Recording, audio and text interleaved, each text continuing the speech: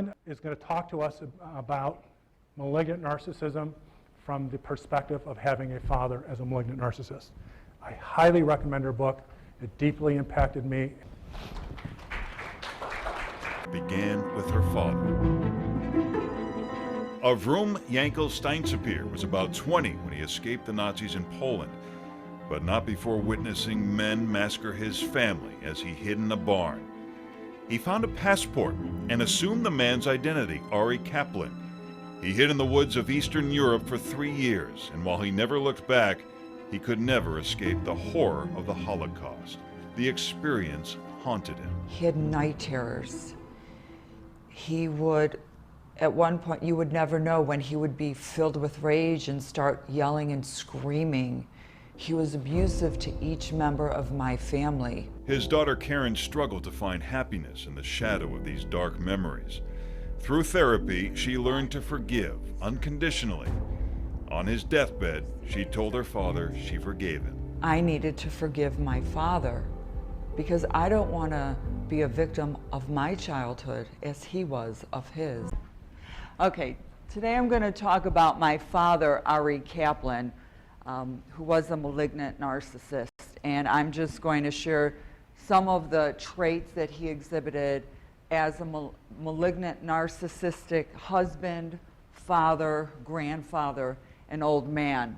But I think it's important to share a bit of his background. You saw a bit of it on the WGN report. First of all, there's no known history of mental illness in my father's family. But he was born 1921 as Avram Steinsapier in Rajgrod, Poland, northeastern Poland.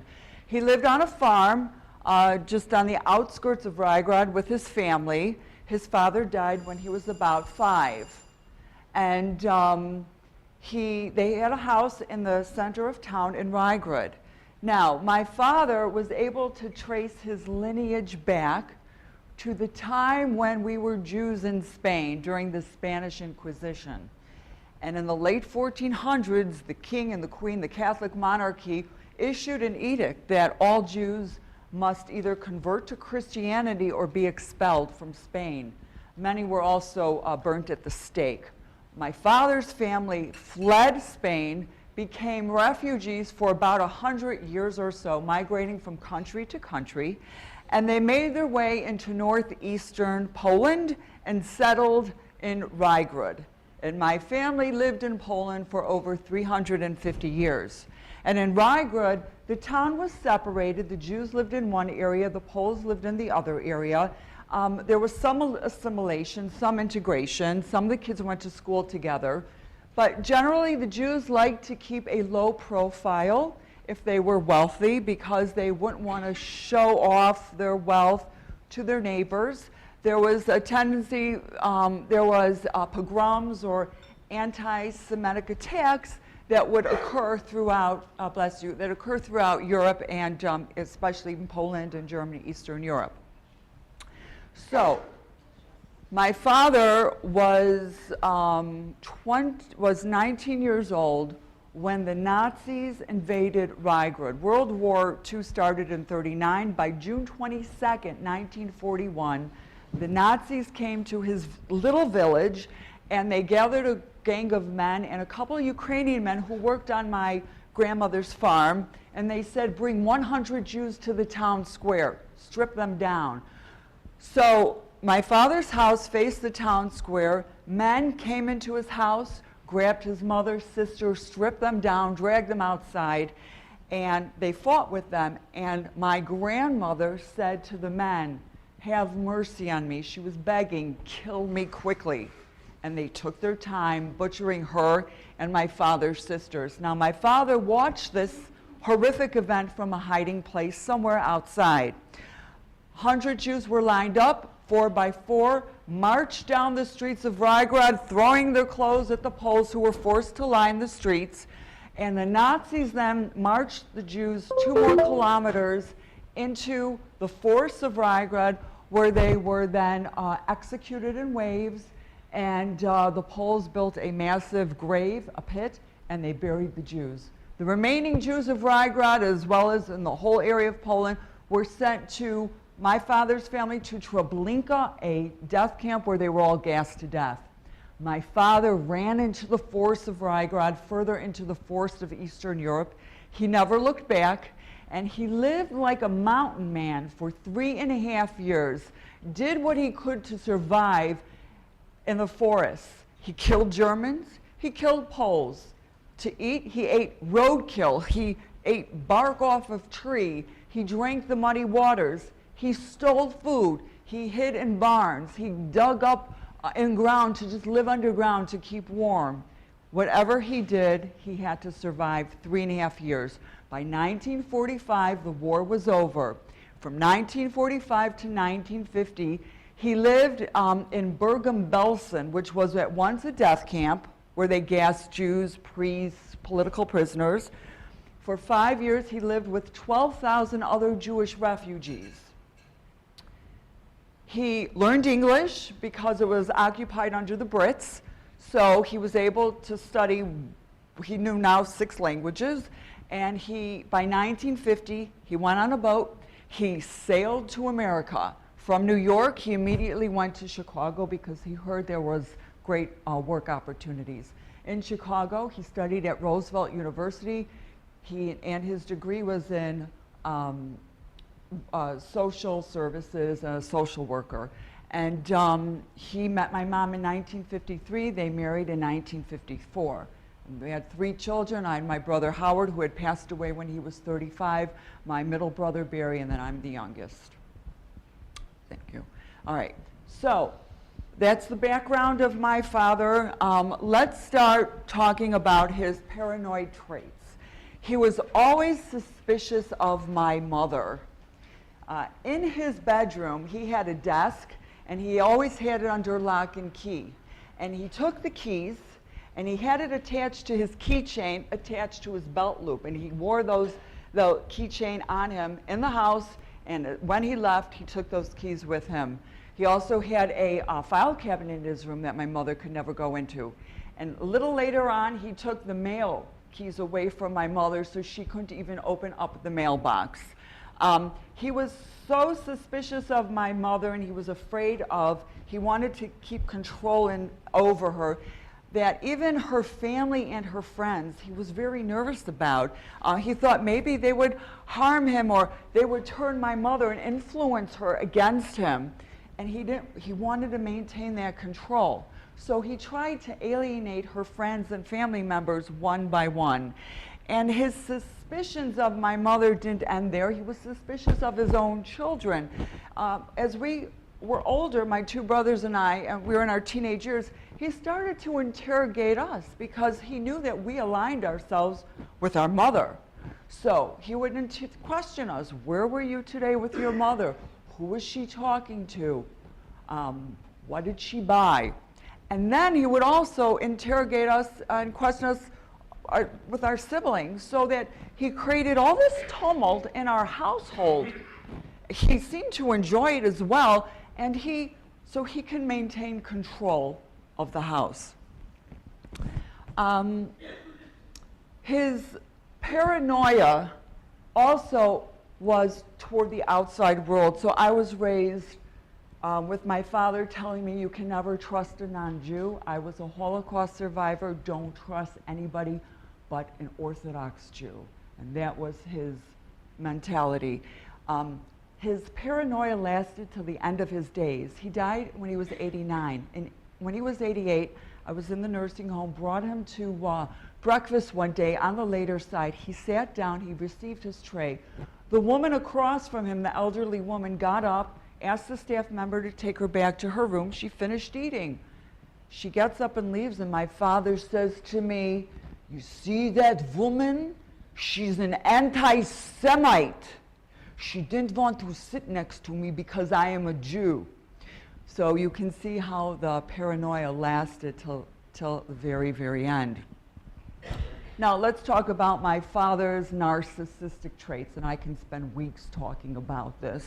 But he expected complete subservience, never helped with any of the household activities or child rearing. He had a double standard, had affairs, demanded to be treated like king of the household, and only he could use the master bedroom and bathroom. We lived in a 3-bedroom, 2-bathroom condo, and my father had the master bedroom and bathroom all to himself. My mom shared a room with me, and my brothers had the 3rd bedroom, and the 4 of us shared the bathroom together. Once in a while, she was allowed in his bathroom. Child rearing, household activities were considered menial to him. He was the king of the house. He was above all these. So when my mother was young in the marriage with raising 3 little kids, she wasn't driving yet. She'd have to walk to the store, carrying us in the buggies, coming back, walking up 2 flights of stairs. Not once did he ever help her carry up the groceries. But when he came home from work, you could hear him already cursing in Yiddish as he walked up the stairs, saying to my mother, "There better be a hot meal waiting for me at that dinner table." And my mother treated him like the king of the household. He, again, did not seem himself responsible to nurture any of us. He always sought handouts, but never gave anything back to anyone. He was prone to narcissistic injuries, punished anyone who tried to hold him accountable. My father used the Holocaust card, and what I mean by that is he was the ultimate survivor of the world, the ultimate victim of the world, and he used that to gain some sympathy or empathy from others so that he could get what he wanted, whether it was going to the grocery store, going to the bank, something at work. He used that Holocaust victim card with him. And if somebody would ever cross him or say anything, for example, a neighbor who would say, Ari, you took this in the basement, you know, we lived in an apartment building, or he would become verbally abusive, even physically abusive, and often we would have the police coming over to our house because it would escalate into fights. Also, the double standard, he had affairs with other women. My father decided in the early 70s that we're going to take a road trip to Scottsdale, Arizona. That's rare. We never took a family trip together, so we all. Now, this is the time when my mother got her license. My brother, oldest brother, was already 17, 18, so he was driving a few years. So we all took a road trip to Scottsdale, Arizona. 3 shifts, 3 drivers. And when we got there, my father wanted us every day to drop him off at the library, which wasn't unusual because at home in Chicago, he'd spend every day in the library reading newspapers and books about the Holocaust. So every day we dropped him off, and we didn't think anything of it until 35 years later, when my father was in the nursing home and my brother and I were going through his bedroom. I went through his closet, and stashed away was an envelope filled with letters of all his mistresses. And I read one that said, "Dear Ari, it was so wonderful that you came to visit me in Scottsdale, Arizona." It was 1973. So my father took us on a road trip so he can be with his mistress. Also, my brother that day found the key to open up his desk drawer. He was astonished to find his bar mitzvah jewelry, his gold cufflinks, his rings, necklaces. He thought he lost that all when he moved out of the house. My father stole it all from him. Okay, now let's move on to antisocial or his sociopathic traits. Never obeyed laws and norms. He was above it all. It didn't pertain to him ever. He would manipulate, lie, deceive, and find loopholes for personal gain. And he mistreated everyone and had several sex partners, long-term affairs. The way he mistreated we were in our household mistreated verbally, physically. My brothers and my mother were always beaten up. I wasn't, but I was afraid of when it would be my turn. Financially abusive, emotionally abusive. My father, of course, had his physical needs and his sexual needs, and my mother started eating a lot, and she became obese, and I think she may have done that because she wanted to keep away from my father. And so, but early on in the marriage, he would say to us, in front of all the children, he'd say to my mother, "Come to my room tonight." So I was too young to understand, but my middle brother said, "Mom, does that mean Dad wants sex tonight?" So my mom was so embarrassed. And she finally said to my father, "Please don't talk this way in front of the children. It's too embarrassing." So what my father did, he then left the door open as a signal of when he wanted her to be basically her sex slave for that evening. My father would call us, we all had nicknames in our house. I was called the Mädel, which means girl in Yiddish, and my middle brother was called the no-goodnik, and my oldest brother was called the Nar, or the fool. My mother was given the name Mieskite, or Machashefa, which means ugly thing or witch. And when he would say these, when I was a little girl, I thought, he would say it with a smile and with laughter, and I thought, oh, maybe this is something sweet. As I got older, I realized it was demeaning, the way he all treated us. He was also physically abusive, blatant disregard for safety of others, and humiliation. It didn't make a difference if he beat up my mother in the household, or my brothers, or outside. When my brother and I we would wait every day for our father to pick us up at the community center. Well, one day my brother Barry wasn't there. My father comes out of the car, runs into the building, finds him in the ceramic room. He lost track of time, takes him, throws him on the floor, kicks him, and takes out his belt and whips him in front of the teacher and his friends in the class. So these were common occurrences that we grew up with. But once when my father took a vacuum cleaner and whacked my mother with the pole, my oldest brother then was already towering over him, and he grabbed my father in a headlock and said, "No more, Dad. If you touch my mother again, I'll kill you." So that was the end of the physical abuse toward my mother until my brother moved out of the household.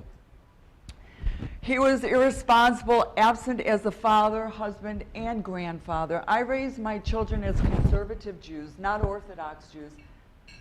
Not good enough for him, and he didn't want to be a part of any of the school functions or Jewish functions at school. And he had lack of remorse for actions. He had no empathy. Not once did I hear my father ever apologize for anything. I just want to spend a minute on my memoir. My book is called Descendants of Rajgrod. My book is about my journey of forgiveness. I learned to forgive my father and thought, what if he had forgiven those that murdered his family? So I went back to Poland and stood on the very grounds where he witnessed that horrible tragedy and wailed and cried like a baby for almost an hour. I came back to Chicago and realized it was at that point on my trip that I had forgiven those that murdered my grandmother, my sisters, and 6 million of my people. And I thought, well, what would be the ultimate challenge of forgiveness for me if someone would dare hurt my children? And a few months later, I had a home invasion. 3 men masked with guns entered my house with 2 of my children there. So I'm not going to share any more of the story. I don't want to take up any more time. But I wrote my book to share with others, to say that this is how I was raised. I didn't want to store this anger, this bitterness inside of me. And the way I was able to resolve this was to learn to let go and then finally forgive. So thank you very much.